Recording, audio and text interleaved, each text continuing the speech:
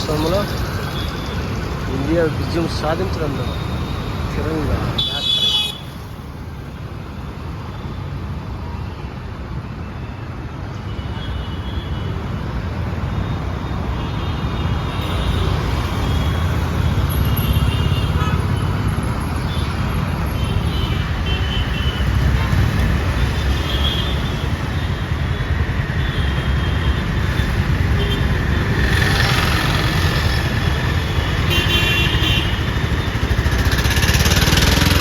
విజయవాడలో తిరంగా యాత్ర.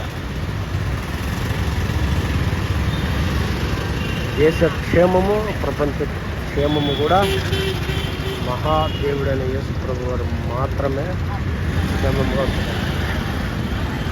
ఆయన తిరిగి రెండోసారి లోకానికి రానున్న పట్టణము మన పరలోక పట్టణంలో చేరేటప్పుడు ఆశపడుతూ